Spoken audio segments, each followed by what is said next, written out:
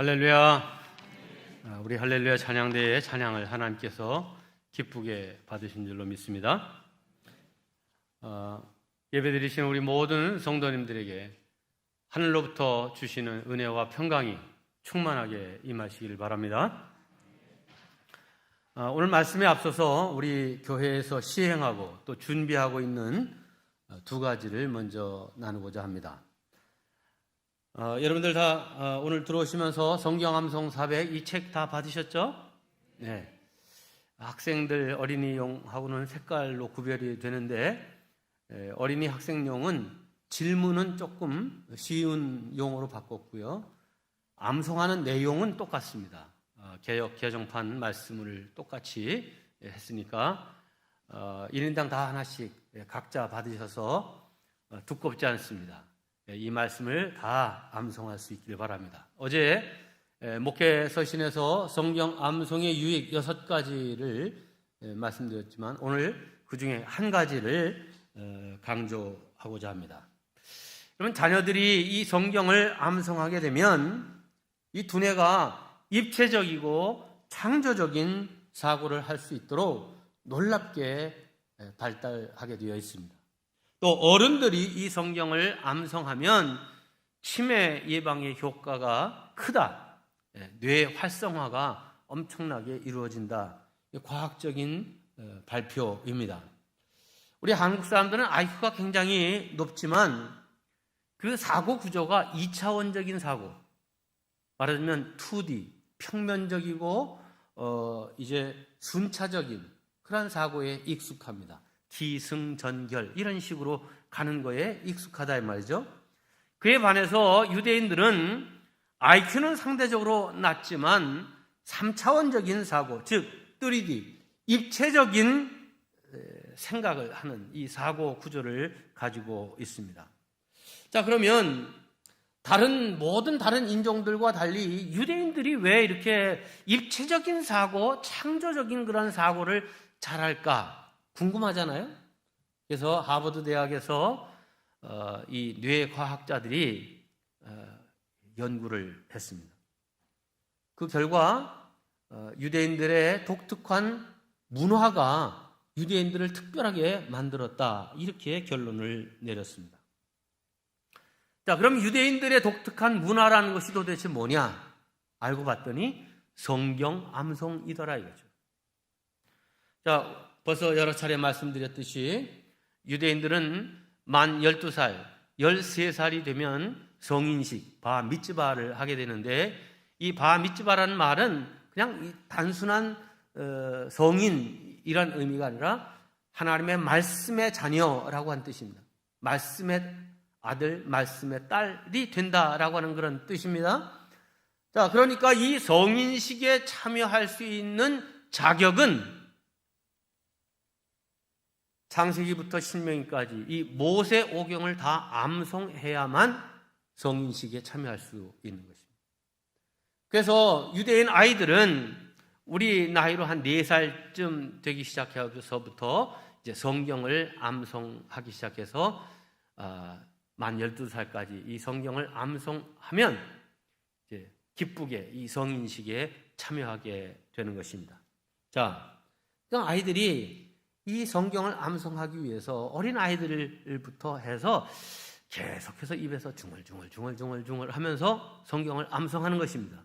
그런데 놀라운 것은 이 중얼거림이 뇌의 사고력과 창의력, 언어 발달에 엄청난 일을 하더라 이 말입니다. 여러분, 아이들에게 인형이나 이런 장난감을 주면 이 장난감을 가지고 놀면서 아무 소리도 안 하고 가만히 놉니까? 아니면 아유 이쁘다 뭐 어쩌고 저쩌고 이쩌고 저쩌고 중얼중얼 막 이렇게 하면서 얘기를 하면서 놉니까? 얘기를 하면서 놉니다. 그런데요, 스마트폰이나 전자기기를 아이들한테 주고 놀라고 해보십시오. 아이들은 절대 말을 하지 않습니다. 눈만 반딱반딱 이렇게 하면서 눈과 손으로 뭐 이렇게 합니다. 자, 이 스마트폰이라든지 이런 것들은 아이들이 막 칭얼대고 그러면 아이들이 좋아하고 또 거기에 집중하기 때문에 이것도 일종의 장난감의 한 종류다 이렇게 생각하고 아이들 손에 쥐어주지만, 이 아이들에게 이런 스마트폰 같은 것을 쥐어주는 순간 아이들의 입을 강제로 틀어막는 그런 효과가 나타나는 것입니다. 한마디로 아이들을 바보로 만드는 지름길입니다. 어른이고 아이들이고 이 성경을 암송하기 위해서 입을 놀려서 중얼거리는 것이 중요합니다. 하나님의 세상을 이처럼 사랑하사 독생자를 주셨으니, 이런 중얼거림이 뇌에 놀라운 작동을 해서 탁월한 두뇌로 발달하게 되고 어른들은 늙지 않는 건강한 두뇌를 유지할 수 있습니다. 자, 그러니 이 성경 암송 어떻게 해야 되겠습니까? 반드시 해야 되겠죠? 제가 성경 암송 하면 여러분들이 반드시 해야 되겠다 이렇게 하시길 바랍니다. 성경 암송, 네, 꼭 실천하시기를 바랍니다. 그리고 이번 돌아오는 화요일부터 2주간 동안 개인적으로 혹은 가족 단위로 교회를 방문해서 교회 9군데의 이게 스테이션을 만들게 되는데, 이곳을 순례하며 기도하고 묵상하는 그러한 프로그램을 준비했습니다. 고난의 길 순례입니다. 저기 화면에 있습니다만은 이 표지만 인쇄소에 맡겼는데 비아돌로로사의 알자가 빠졌어요. 그건 양해를 해 주시길 바랍니다. 네, 이 비아돌로로사 이 책을 보시면 이 안에 어떤 순서로 다니시면 이 9군데를 다 돌아올 수 있을지 잘 안내되어 있고요.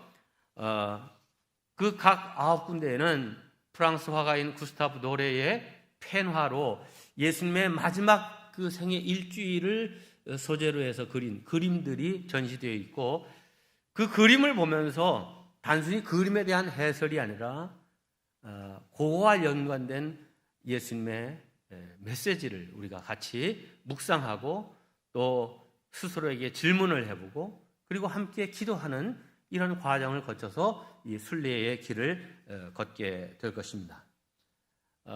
근무 시간인 아침 9시부터 저녁 6시까지는 어느 시간이든 오시면 안내를 따라서 여러분이 이 순례를 하실 수 있고요. 밤에는 저녁 7시부터 9시 반까지 1층 안내 데스크에 여러분을 맞이할 교역자가 대기하고 있을 것입니다. 특별히 올해 이 성금요 예배, 사실 이 2주간 동안 나눠서 하지만 이거 평상시 같으면 성금요일 날 하루에 하는 그런 프로그램입니다. 그런데 이제 분산해서 이렇게 할 수밖에 없는 그런 상황입니다. 근데 이 성금요 예배를 금년에는 모이는 예배를 아예 하지 않으려고 생각합니다. 모두가 다 유튜브와 줌으로 영상 예배를 드리게 되는데, 이때 필요한 십자가 촛불이 있습니다. 이 십자가 촛불 여러분들에게 이 순례하시는 가정에만 드리도록 할 것입니다. 저 구하려고 굉장히 애를 썼는데 200 몇십 개밖에 구할 수가 없었어요. 그래서 요 십자가 또 나중에도 또 쓰실 수 있도록 여분의 저게 딱 맞는 배터리까지 이제 드리도록 하겠고요. 또 이 십자가 길 순례하는 분들에게는 영상 예배 드리고 그럴 때 꼭 필요합니다. 이 휴대폰 거치대 교회에서 나눠드렸는데 안 받으신 분들도 계실 테고 뭐 하나씩밖에 안 드렸는데 더 필요하신 분들 드리도록 하겠습니다. 약간 좀 더 남아 있습니다. 또 우리 입당 예배 때 기념으로 수건을 만들어서 드렸는데 그거 역시 여유롭게 만들었더니 남아 있습니다. 이번 십자가의 길 순례하시는 분들에게 이 모든 것들을 드립니다. 푸짐하죠? 네. 그냥은 안 드립니다. 오시는 분들만 드리는 겁니다. 꼭 가족들이 의논하셔서 개인 혹은 가족 단위로 이 고난의 길 순례에 함께 꼭 참여하시기를 바랍니다. 이제 오늘 본문 말씀으로 들어갑니다. 오늘 말씀의 큰 주제는 우리의 관점을 달리하면 새롭게 보인다. 우리의 시각을 좀 달리하자는 말씀입니다. 여러분, 피카소의 그림을 보면 마치 유치원생이 그린 개발소발 같은 그런 그림입니다. 그런데 왜 이 피카소는 그렇게 엄청난 화가로 평가받고 그의 그림은 비싼 값에 팔리고 있습니까? 자, 첫 그림을 한번 보여주시죠. 자, 이 그림 보시면 사람의 초상화인데 그 초상화 잘 그린 것 같지 않죠? 근데 이 그림이 2006년 소더비 경매에서 9,500만 달러, 우리나라 돈으로 1,000억 원에 팔린 그림입니다. 유치원생도 그릴 만한 그런 그림인 것 같은데 1,000억입니다. 왜 이렇게 비싸게 평가되고 있는가? 그것은 그 대상을 새롭게 그리고 다르게 보고 화폭에 담아냈기 때문입니다. 자, 그림 다시 봅니다. 이 그림은 도라마르의 초상인데, 도라마르라고 하는 여인은 이 피카소 당시의 여류 사진 작가였습니다. 자, 이 사진 작가가 피카소에게 반해서 그의 5번째 애인이 됩니다. 자, 그런데 이 사진기가 발명되면서부터 이 미술을 하는 화가들에게 삶의 변화가 일어나게 됩니다. 화가의 그동안의 대부분의 일은 어떤 일이냐? 귀족들의 초상화를 그려줌으로써 수입의 대부분을 차지하게 됐는데, 자, 그림이 더 정교합니까? 사진이 더 정확합니까? 사진이 더 정확하겠죠. 그냥 순간에 탁 찍으면 찍은 그대로, 그 사람 그대로 사진이 딱 나오는 겁니다. 그러니까 이제 화가의 역할이 별 필요 없는 그런 상황으로 몰리게 되었습니다. 그때 피카소를 비롯한 소위 입체파 화가들이 등장하면서 사진하고는 비교할 수 없는 거기에 의미와 철학과 사상을 담은 그림들이 이제 나타나게 되었습니다. 자, 이 도라마르의 초상 다시 보시면, 자, 그동안 몇 번 보여드린 사진입니다. 자, 이 여인의 모습을 옆에 얼굴의 모습을 자세히 보시면 옆모습을 그린 것입니까? 아니면 정면의 모습을 그린 겁니까? 눈과 코와 입을 보면 옆모습을 그린 것 같기도 하고, 또 왼쪽에 눈과 얼굴 이런 걸 보면 또 정면의 모습을 그린 것 같습니다.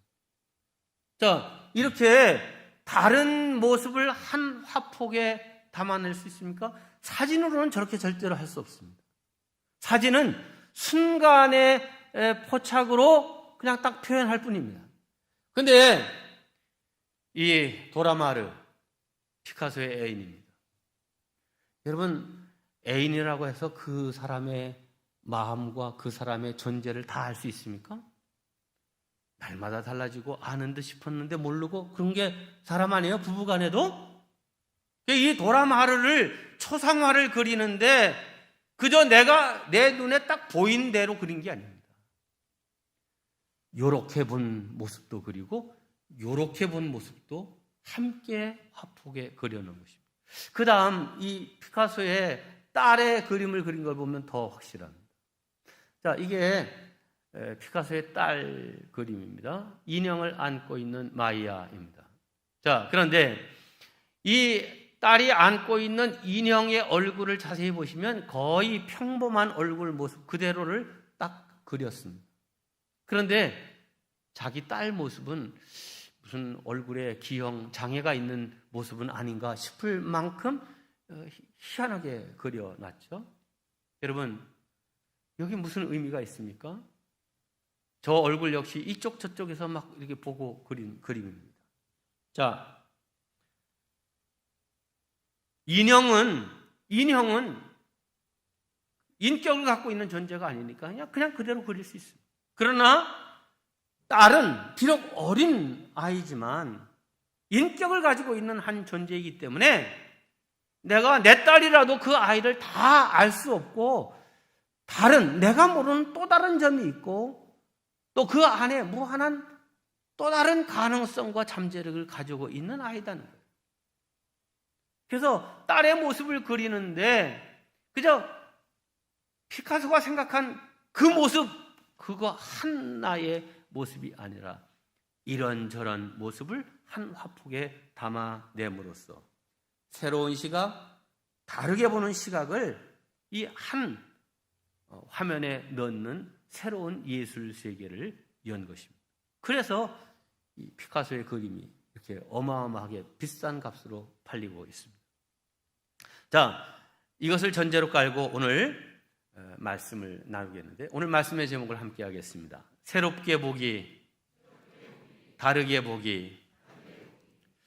여러분과 함께 오늘 이 본다라고 하는 말이 무엇인지를 생각해 보려고 하는데, 이 본다 하면 우리가 일상적으로 늘 보고 있기 때문에 거기에 뭐 특별한 것이 있나 이렇게 생각할 수 있지만, 이 본다라고 하는 말에 많은 뜻을 함축하고 있고 또 상징성도 있습니다. 사실 종교와 예술, 문학과 철학은 다 이 보는 법을 알려주는 그런 해설이다, 이렇게 해도 틀린 말이 아닙니다. 다시 말하면 과학조차도 우리가 그동안 보아왔던 것들, 익숙한 것들을 새롭게 보게 하며 다르게 볼 수 있도록 인도하는 것입니다. 앞서 봤듯이 사진이나 그림 등 모든 예술에서 중요한 것은 바로 이 시각, 보는 관점이 대단히 중요합니다. 이것은 성경 공부나 설교도 마찬가지입니다. 똑같은 하나의 본문을 놓고 어떤 목사님은 이 본문을 이렇게 해석하면서 우리에게 은혜와 감동을 줍니다. 아, 은혜 받았습니다. 그런데 또 다른 목사님은 그 똑같은 본문을 가지고 다른 관점에서 그 말씀을 분석하고 해석해서 이런 메시지를 내놓습니다. 그런데 그 또한 은혜가 되는 것입니다. 그래서 어느 하나의 사건, 어느 하나의 대상을, 어느 하나의 인물을 똑같은 관점과 똑같은 시각으로만 바라보는 것이 아니라, 그 안에는 다양성이 내포되어 있고 그 다양성 때문에 더 아름답다라고 하는 그런 관점을 갖는 것이죠. 이 성경 말씀이 참 성경은 성경이다 감탄할 때가 저는 많습니다. 저는 대학원에서 신약을 전공해서 이 본문 텍스트를 이제 공부하는 데에 관심이 많고, 그 다음에 박사과정에서는 이제 이 교육학을 했기 때문에 이 본문과 이 교육을 어떻게 접목시킬 건가 이런 거에 늘 관심이 있어 왔는데, 이 신약 성경의 오늘 이 삭개오의 이야기도 그냥 19장 본문 이 말씀만을 가지고 해석해서는 안 되는 아주 교차 구조, 가야스틱 스트럭처라고 하는 이런 구조로 교묘하게 되어 있으면서 여기서 또 다른 은혜, 새로운 은혜, 주님이 하시고자 하는 그런 말씀의 의미가 무엇인지를 잘 보도록 하는 내용을 담고 있습니다. 자, 이 19장과 18장의 내용이 어떻게 연결되냐면 큰 두 가지 주제가 있습니다. 하나는 부자 이야기입니다. 자, 18장에는 한 부자 관원이 예수님을 찾아와서 이렇게 말합니다. 예수님, 제가 어떻게 해야 영생을 얻겠습니까? 그러니까 예수님이 십계명을 들어 말씀하십니다. 그랬더니 이 부자가 그건 제가 어려서부터 다 잘 지켰습니다. 자, 부자예요. 관원이에요. 공직자예요, 이미. 그런데다가 아주 율법을 잘 지키는 윤리적으로 도덕적으로 흠결이 없는 아주 모범적인 부자입니다. 자, 이어지는 19장에서는 또 다른 부자를 예수님이 만나게 되는데 바로 삭개오입니다. 삭개오는 앞에 18장의 모범적인 그런 부자, 경건한 부자하고는 상관없는, 사람들에게 죄인 취급받고 손가락질 받는, 따돌림 받는 부자 삭개오입니다. 자, 그런데 흥미롭게도 두 부자 중에 진리와 영생을 갈구하던 부자는 예수님이 내게 한 가지 부족한 것이 있다, 내게 있는 것을 다 팔아 가난한 자들에게 나눠주고 너는 나를 따르라. 그러면 영생하리라. 이렇게 말씀하셨는데 이 주님의 말씀에 이 아주 모범적으로 보이는 부자는 근심하며 돌아갔다 그랬어요. 결론적으로 그는 물질 때문에 영생을 얻지 못하는 사람이 되었다 하는 말이죠. 반면에 죄인 취급받고 손가락질을 받고 따돌림 받던 모범적이지 않은 삭개오, 그 부자 삭개오는 자청해서 스스로 가난해졌습니다. 내 소유의 절반을 가난한 자들에게 주겠습니다. 만일 누구의 것을 속여 빼앗은 것이 있으면 네 갑절로 제가 갚겠습니다. 이렇게 고백하죠. 이런 삭개오의 고백을 들은 예수님은 오늘 이 집에 구원이 이르렀다. 이 사람도 아브라함의 자손이로다. 이렇게 선포하십니다. 그럼 이것이 누가복음 18장에 나오는 부자와 누가복음 19장에 나오는 부자의 대조입니다. 자, 성경이 말하고자 하는 핵심은 뭡니까? 우리는 그를 죄인이라고, 매국노라고, 자기 백성의 피를 빠는 흡혈귀 같은 그런 존재라고 여겼던 삭개오. 실은 그가 진짜 부자. 결정적으로 자기의 것을 다 나눠주고 영생을 취한 부자는 누구냐? 삭개오였다 하는 메시지를 우리에게 주는 것입니다. 이어서 두 번째, 오늘 본문과 연관된 주제죠. 본다라고 하는 것입니다. 누가복음 18장 맨 마지막 이야기는 이제 한 맹인, 거지가 눈을 뜨는 이야기입니다. 자, 예수님께서 여리고를 향해서 가는 길에 그 여리고 길목에 소경된 사람이 구걸을 하고 있었어요. 나사렛 예수가 지나간다는 소식을 듣고 큰 소리로 예수님을 부릅니다. 다윗의 자손 예수여, 나를 불쌍히 여기소서. 얼마나 소리를 크게 질렀던지 예수님이 그에게 다가가서 이렇게 말씀하시죠. 내가 내게 무엇 하여 주기를 원하느냐? 그랬더니 이 맹인이 정확한 답, 꼭 필요한 답을 하죠. 예, 주님, 제가 보기를 원합니다. 뭐 돈을 달라, 빵을 달라 이런 소리 안 하고 제가 보기를 원합니다. 이렇게 얘기했습니다. 그래서 18장 마지막 절은 그 결과를 이렇게 얘기합니다. 곧 보게 되어 하나님께 영광을 돌리며 예수를 따르니 백성이 다 이를 보고 하나님을 찬양하니라. 네. 참 아름다운 이야기로 이렇게 딱 결론이 되죠. 그리고 바로 이어지는 것이 누가복음 19장. 예수님께서 이제 여리고로 들어와서 또 1절 이후에는 바로 삭개오가 예수님을 보기 위해서 부지런히 움직이는 장면입니다. 자, 그런데 이 누가복음 18장에 나오는 맹인 거지였던 이 사람, 그는 무조건 보기만을 원했던 사람입니다. 무엇을 볼 것인지, 누구를 볼 것인지 이런 거에 대한 생각은 별로 없이 그저 보기를 원합니다 라고 하는 생각. 그런데 이 누가복음 19장으로 넘어오면 새로운 차원의 다른 그 무엇을 보기를 원하는 한 사람이 등장합니다. 삭개오죠. 그는 예수님을 그저 호기심으로 보고자 한 것이 아닙니다. 인생의 갈증과 공허를 느끼면서 예수님을 만나보면 그 안에서 인생의 해답을 찾을 수 있지 않을까 하는 그런 관점으로 예수님을 보기 원하는 사람입니다. 여러분, 우리 모두 다 여기 계신 분들 다 눈을 뜬 사람들입니다. 눈 뜨고 있으니 다 이렇게 눈에 들어오는 대로 다 보는 것. 뭐 이 보는 것이 엄청나게 귀중하고 소중한 일이지만 그냥 보는 것은 그렇게 큰 의미가 아닙니다. 꼭 보아야 할 것을 보고 의미 있는 것을 볼 수 있는 그런 눈이 열리는 것이 중요합니다. 여러분, 삭개오가 그런 사람입니다. 봐야 할 것을 볼 줄 아는 그런 눈이 띄어지시기를 주의 이름으로 축원합니다. 여러분, 삭개오 하면 여러분 마음속에 떠오르는 단어들이 있을 겁니다. 어떤 단어들이 떠오릅니까? 삭개오, 부자, 세리, 키가 작은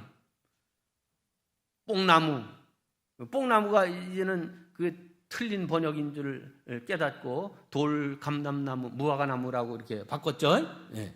뭐 하여튼 이런 것들입니다. 그런데 이 10절 정도밖에 안 되는 이 삭개오의 이야기에 본다라고 하는 말이 무려 5번이나 나오고 있습니다. 자, 보시면 3절, 4절, 5절, 5절, 7절, 8절에 본다라고 하는 단어가 나오는데, 보시면 3절, 그가 예수께서 어떤 사람인가 하여 보고자 하되 그랬어요. 4절, 앞으로 달려가서 보기 위하여 돌 무화과나무에 올라가니. 5절, 예수께서 그곳에 이르사 쳐다보시고 이르시되. 7절, 뭇사람이 보고 수군거려 이르되. 8절, 삭개오가 서서 주께 여짜오되 주여 보시옵소서. 5번 본다라고 하는 말이 나오는데, 3절, 4절, 8절은 삭개오가 보는 내용이고요, 5절은 예수님께서 보시는 내용이고요, 7절은 군중들이 보는 내용입니다. 세 종류의 사람이 등장하죠. 보는. 예. 그 중에 삭개오부터 좀 살펴봅니다. 삭개오, 그가 예수님을 보기 위해서 거리로 나왔습니다. 그러나 이미 많은 사람들이 예수님을 에워싸고 있습니다. 키가 작은 삭개오는 예수님을 보려고 군중들의 그 틈을 헤집고 들어가려고 했지만 아무도 협조해 주지 않았습니다. 오히려 삭개오를 바라보는 눈빛은 차갑고 경멸적이었습니다. 당시 세리는 환영받지 못하는 사람이었으니 어쩌면 당연한 일입니다. 하지만 그런 죄인 세리, 그가 예수님을 보고 싶어 하고 있습니다. 삭개오는 예수님과 그 일행이 이렇게 진행하고 있는 그 방향 저 앞쪽으로 달려가서 거기 큰 돌 무화과 나무가 있는 것을 보고 그 위에 올라가서 멀찍이 높은 곳에서라도, 나무 위에서라도 예수님의 그 모습을 보고자 했습니다. 자, 그런데 놀라운 일이 벌어집니다. 삭개오가 올라가 있는 그 돌 무화과 나무 그 자리로 예수님께서 다가오신 것입니다. 그리고 삭개오를 올려다 보시면서 말씀하십니다. 여러분, 아마 예수님은 이미 이 삭개오의 인생에 깊이 새겨진 상처와 굴곡을 이미 발견하신 것 같습니다.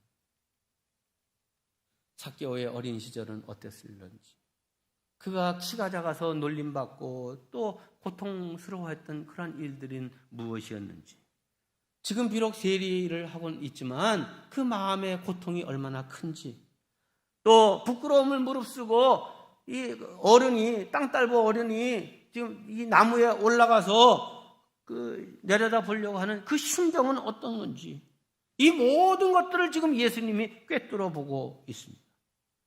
예수님이 이런 삭개오의 모습을 아시고 그에게 올려다보시면서, 삭개오야, 내려와라.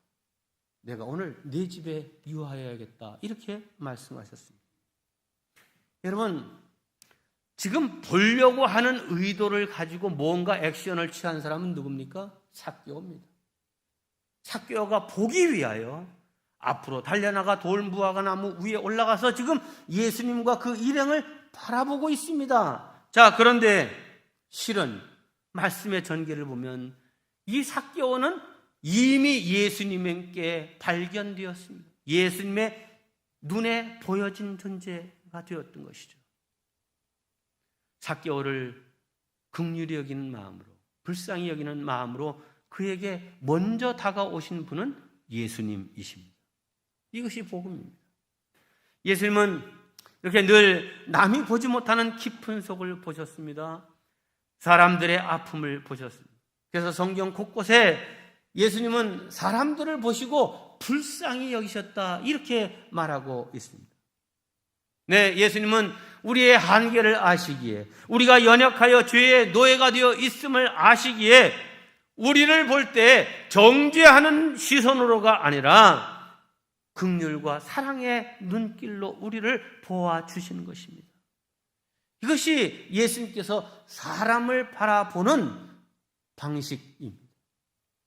사람을 볼 때 정죄하고 비판하는 그런 눈으로가 아니라 긍휼과 사랑의 눈으로 보는 것이 사람을 보는 방식이었다 이 말입니다. 그런데 사람들은 어떻습니까? 그렇지를 못합니다. 오늘 이제 등장하는 군중들, 그들은 고정관념에 사로잡힌 시선으로 삭개오와 예수님을 바라보았습니다. 예수님이 삭개오의 집에 들어가시는 모습을 보고 이렇게 평가합니다. 뭇사람이 보고 수군거려 이르되 저가 죄인의 집에 유하러 들어갔도다 하더라. 네, 군중들은 늘 보던 방식으로 사람을 보고 있습니다. 그들의 시선에 변함이 없습니다. 그들의 눈에 세리는 늘 죄인이고 삭개오도 그 죄인일 뿐입니다. 한 번 고정된 자신의 생각과 시선에 변함이 없습니다. 어쩌면 다르게 보는 것이 불가능한 사람들입니다. 그들이 바로 군중들이었고 실은 오늘 우리들의 모습입니다. 어떤 한 사람을 내가 판단하는 그 판단으로 늘 그 고정관념, 그 편견을 가지고 보는 습성이 우리에게 있는 것입니다. 그런데 예수님은 모든 사람들이 다 죄인이라고, 매국노라고, 흡혈귀라고 이렇게 생각하는 그런 관점으로 이 삭개오를 봤지만 예수님은 다른 눈으로 보셨죠. 예수님은 삭개오를 가리켜 분명하고도 확고하게 말씀하십니다. 예수께서 이르시되 오늘 구원이 이 집에 이르렀으니 이 사람도 아브라함의 자손입니다. 너희들은 이 사람을 우리 공동체에서 벗어나 있는 사람, 우리와 함께 할 수 없는 사람이라고 구별하여 보고 있지만 이 사람 삭개오도 우리의 형제다. 그도 구원받아야 될 하나님의 자녀다. 같은 혈통을 가진 아브라함의 자손이다. 이렇게 말씀하고 있습니다. 사람들과는 다르게 삭개오를 보시고 하신 말씀입니다. 이렇게 새롭게 다르게 보는 예수님의 시선을 우리 모두 배우고 따라야 될 줄로 믿습니다. 이제 마지막 삭개오의 시선이 달라지자 그의 인생이 변화되었습니다. 오늘 이야기의 하이라이트는 이 삭개오가 예수님께 약속하는 장면입니다. 이미 보았던 말씀입니다. 삭개오가 서서 주께 여짜오되 주여 보시옵소서 내 소유의 절반을 가난한 자들에게 주겠사오며 만일 누구의 것을 속여 빼앗은 일이 있으면 네각절이나 갚겠나이다. 자, 여러분 한번 질문해 보겠습니다. 그렇게 돈을 좋아하고 돈으로 인생의 그 외로움과 모든 것들을 달래려고 했던 삭개오가 갑자기 예수님 만나고 갑자기 망한 거예요. 지금 삭개오는 그날로 재산 절반 없어졌어요. 4배 갚아준다. 그러면 얼마나 남았을지 알 수가 없어요. 이런 삭개오의 변화가 어디에서 기인된 것일까요? 물론 예수님이 이 삭개오를 알아주시고 또 삭개오의 집에 머무르시게 된 그 감격, 그 감동, 이것 때문에 그래 내 재산 다 팔아서 가난한 사람들에게 줘야 되겠다 이런 마음을 가질 수 있었을 것입니다. 하지만 저는 그냥 이건 성경에 있는 얘기 아니고 저의 그냥 상상으로 삭개오에게 이런 변화가 있지 않았을까 생각을 해봅니다. 여러분, 삭개오 그는 세리장입니다. 세금을 걷는 사람입니다. 사람을 늘 만납니다. 근데 그 사람과의 만남의 관계가 무엇입니까? 세금을 걷는 자와 또 세금을 내야 하는 자입니다. 그 만남이 늘 불편하죠. 그래서 삭개오를 늘 피하려고 했을 겁니다. 자, 자기를 피하려고 하는 사람들에게 일일이 찾아다니면서 위압적으로 세금을 받아내는 일, 절대 쉬운 일은 아니었을 겁니다. 또 사람들의 손가락질, 뒷담화, 또 차가운 눈빛 늘 느끼며 살았을 거예요. 또 한편으로는 세금을 당연히 내야 될 사람들인데 내지 않고 자기만을 비난하는 그런 사람들이 참 치사해 보이기도 하고 참 양심도 없는 사람이다, 이렇게 생각했을 수도 있습니다. 그런데 지금 삭개오가 예수님을 보기 위해서 돌감람나무 위에 올라가서 예수님과 그 일행들이 오는 모습을 지켜보는 가운데 삭개오의 마음의 변화가 일어났습니다. 군중들을, 특별히 군중들을 바라보는 삭개오의 시선이 달라졌습니다. 예수님을 간절히 찾으며 이리저리 따라가는 군중들, 좀 전에는 내가 좀 예수님 가까이 들어가 보려고 할 때 왜 이래 이 사람이, 그러면서 막았던 그 사람들, 그래서 좀 원망스러운 사람들인데 막상 높은 나무 위에 올라가서 그 무리들을 내려다 보니까 달리 보인 겁니다.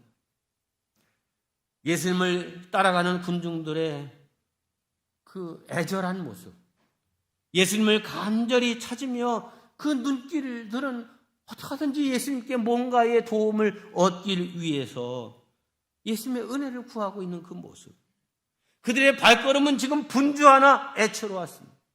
제대로 입지도 못하고 먹지도 못하고 헐벗고 굶주린 채로 예수님을 쫓아가는 그 사람들의 모습을 돌감람나무 위에서 이렇게 내려다볼 때 삭개오의 마음에 원망의 대상으로 봤던 그런 사람이 아니라 한없이 가련하고 불쌍하게 보이는 그 눈이 열린 것입니다.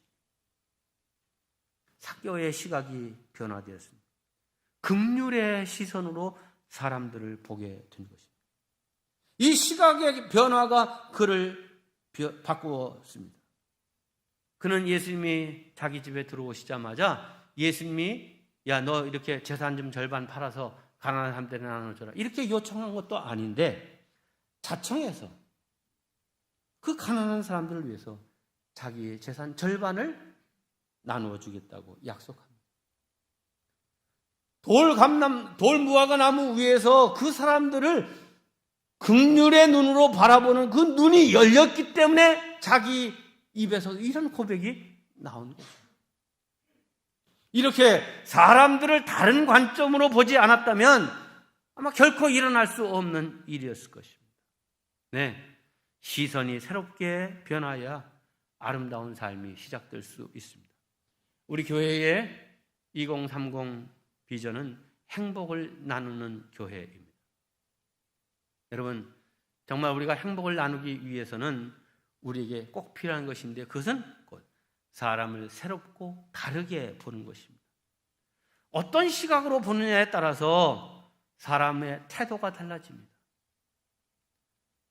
그 사람을 죄인이라고 생각하는 이 죄인이라고 하는 시각의 틀로 딱 보면 그 사람은 상종 못할 인간입니다. 언제나.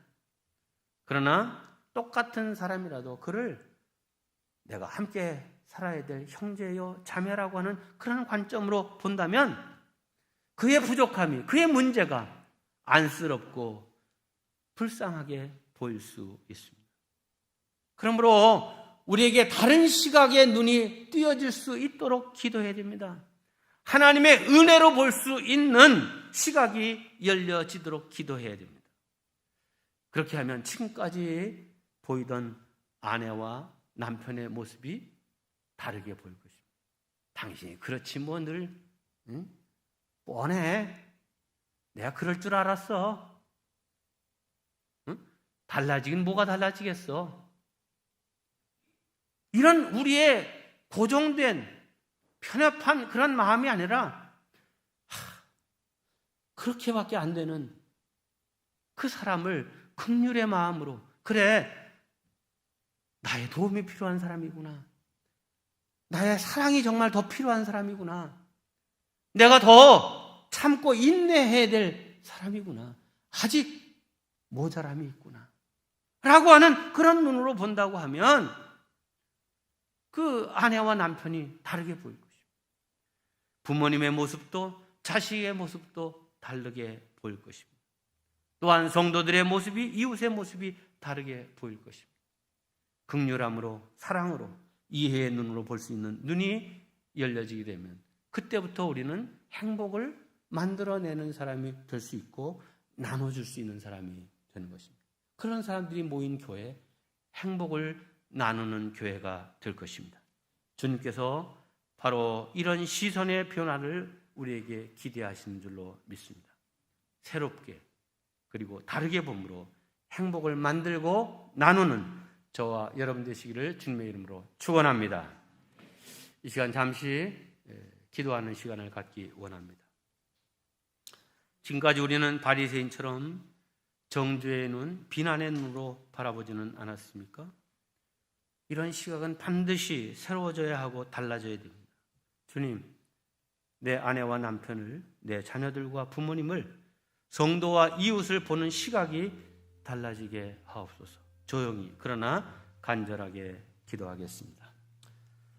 하나님 아버지, 사랑해 주시고 인도해 주셔서 지금까지 가지고 있던 고정관념과 편견의 틀을 깨고 새로운 시선으로 볼 수 있는 죄를 내도록 도와주시옵소서. 하나님, 우리가 진정 추구하고 바라야 될 삶의 모습이 어디 있는지 알게 하시고 진정 새롭게 보기, 다르게 보기는 죄를 내도록 인도하시고 나도 결코 의롭지 못한 죄인임을 알게 하시고 하나님께 영광을 도와주시옵소서.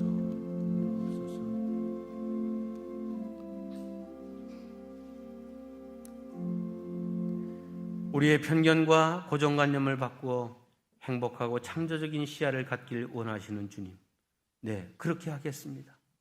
아집과 편협함을 한쪽으로 치우침을 내려놓고 균형 잡힌 시각을 가진 사람이 되도록 노력하겠습니다. 주여 도와주시옵소서. 내 집에 유하여야 하겠다 우리를 찾아오시는 예수님, 삭개오처럼 예수님을 기쁨으로 맞아들이고 영접하는 저희들 되게 하여 주시옵소서. 그래서 예수님 안에서 우리의 시선과 관점이 변하여 빛나는 인생, 예수님의 사랑 안에서 행복한 사람들이 되게 하여 주시옵소서. 우리를 늘 사랑과 긍휼의 눈으로 바라보시는 예수님의 이름으로 기도하옵나이다. 아멘.